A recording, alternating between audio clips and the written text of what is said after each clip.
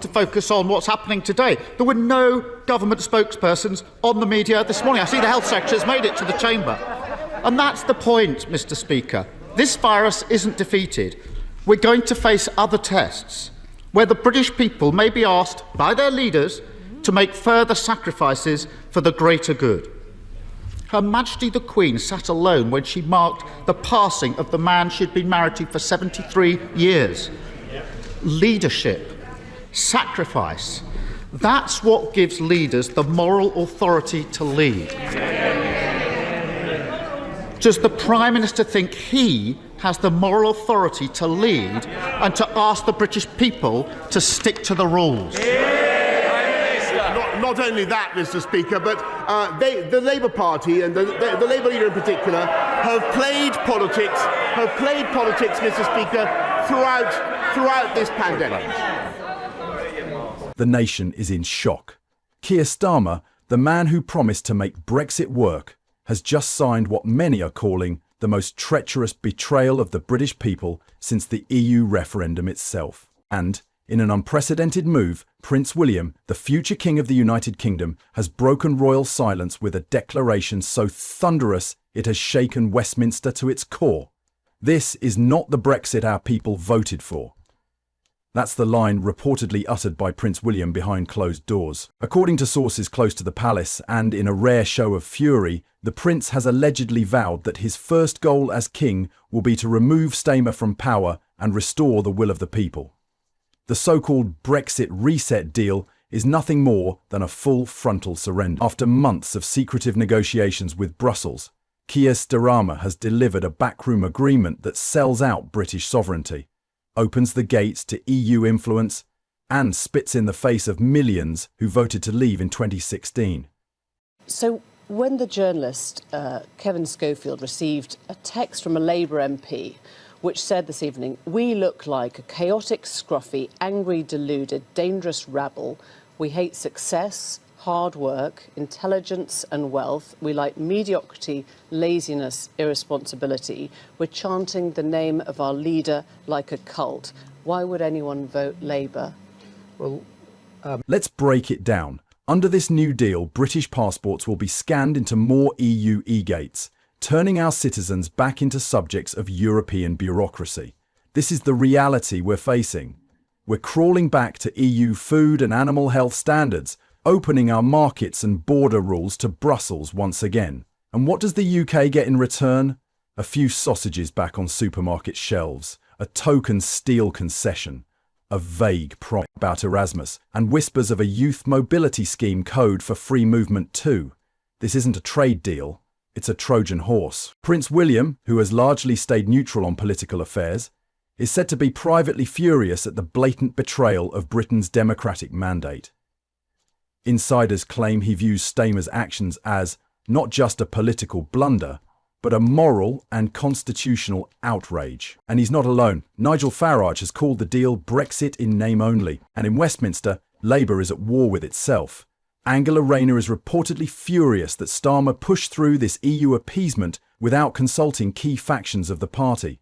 Backbench Labour MPs are muttering about coups, and Rachel Reeves, already battered by backlash over her £40 billion tax hikes and the collapse of billionaire investment, is quietly distancing herself from the Prime Minister's Brussels love affair. Mr. Speaker, let me turn now to the three deals this government has struck. The principles we took into the negotiations are clear and simple. Does it drive down bills? Does it drive up jobs? Does it strengthen our borders? And in each case, the answer is resoundingly yes. These deals release us from the tired arguments of the past and, as an independent sovereign nation, allow us to seize the opportunities of the future. A clear message sent across the globe that Britain is back on the world stage. Mr. Speaker, a trade deal with the world's fastest growing economy, India, cutting tariffs for British industries, a huge boost for our whisky and gin distilleries. Their only concern now, Mr. Speaker, is whether they can produce enough to sell. And for our car manufacturers, tariffs slashed from over 100% to just 10%, with no concessions on visas. A trade deal with the world's richest economy, the United States, slashing tariffs, saving thousands upon thousands of jobs in car manufacturing in places like JLR, protecting our steel and aluminium exports and safeguarding interests for our hugely important pharmaceutical sector. But, Mr. Speaker, I can already see that when it comes to this hat-trick of deals, it's our new partnership with the EU that they most want to talk about. And, Mr. Speaker, and given their abject failure to strike a deal with India or the US, I can't say I blame them. Make no mistake, this is no ordinary political crisis. This is a full-blown constitutional reckoning, and now even the monarchy is weighing in. Prince William's alleged declaration that Starmer is a traitor to the people's vote has set social media ablaze. Hashtags like Starmer the traitor and not my Brexit are trending across the country. Public opinion is collapsing.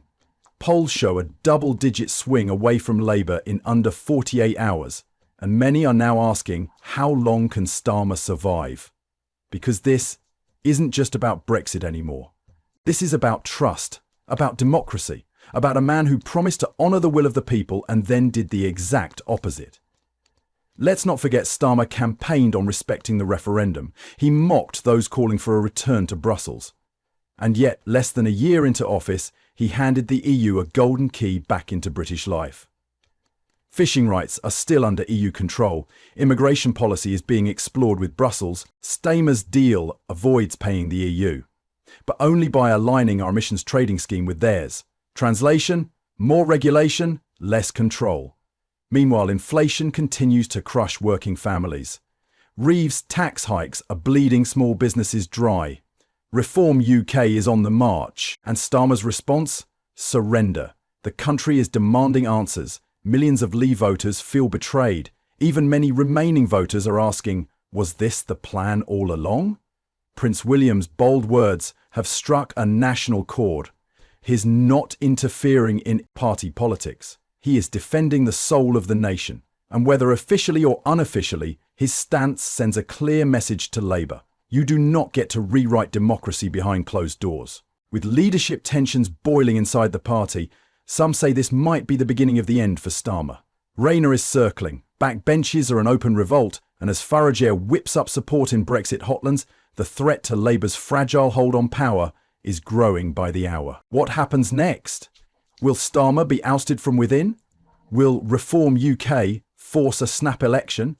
Or will the Prince's unprecedented stance rally the public into demanding real Brexit, real sovereignty, and real leadership? Only one thing is clear. Keir Starmer has gambled with the nation's future and is losing. The monarchy has spoken. The public is rising, and the message to Starmer is now deafening. This is not your country to sell. You betrayed Brexit, and your time is running out. But it gets even worse for Keir Starmer. As the multi-dimensional threat against his continued stay in Westminster grows, a new threat has risen. And this is a threat he brought upon himself as a result of his ongoing romance with Brussels. One MP in particular called the deal a sellout of the fishing sector.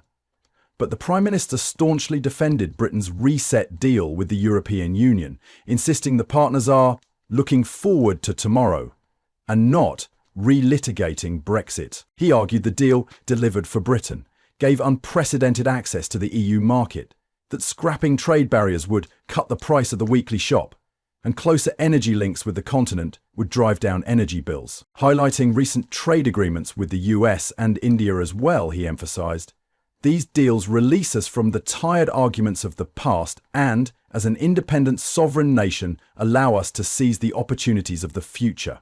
A clear message sent across the globe that Britain is back on the world stage. But it appears the damage is done, as even the fishermen are weighing in. Some of them have accused the government of a shameful betrayal after granting European boats access to UK waters as part of a new deal. The Scottish Fishermen's Federation insisted that the new deal is a horror show for fishermen. Sir Keir made a major late concession on fisheries to allow the EU12 ongoing access to British waters on status quo arrangements. Frankly, the backlash has proven that Starmer either doesn't understand what the people want or doesn't care about them. Now the question is what happens next. Will the British people who are the most affected by this deal stand up to resist, or will the angry MPs be the ones to push Starmer out of Westminster? In other news, Rachel Reeves has just dropped a political nuclear bomb and Westminster is reeling. Just months after becoming the UK's first female Chancellor, Reeves now finds herself in the middle of a Labour civil war. Her £40 billion tax raid, hailed by Labour, has detonated a firestorm across the business world, driven out Britain's wealthiest and left the economy teetering on the edge. And now, with Starmer's grip on power loosening and whispers of betrayal echoing through Downing Street, is preparing to sack her. But she's not going down without a fight. In a stunning move, behind closed doors, Rachel Reeves has fired back at the Labour leadership, reportedly threatening to expose the full truth behind the economic chaos and even hinting that Starmer himself pushed her to go further than she wanted. Let's rewind. Reeves' autumn budget was supposed to be Labour's economic masterstroke. Instead, it triggered an exodus. Billionaires bolted, entrepreneurs fled. The number of UK billionaires collapsed, dropping to the lowest in years. Sir Rocco Forte, chairman of Rocco Forte Hotels, didn't mince words. This is taking Britain back to the 1970.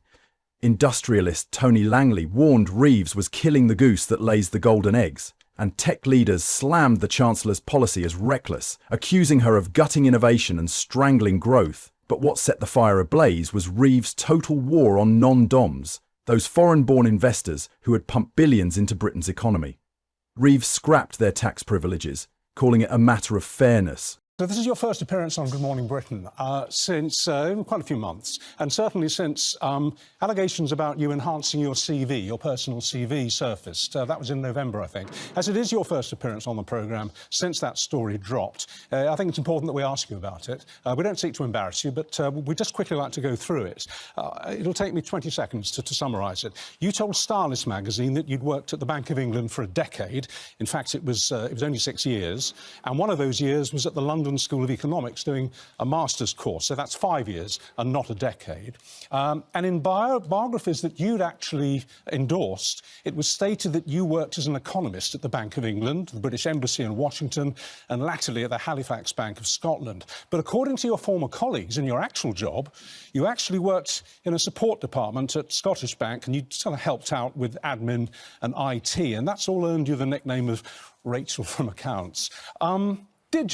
Did you enhance your CV to make yourself look better qualified to be the Chancellor of the Exchequer if you won the election?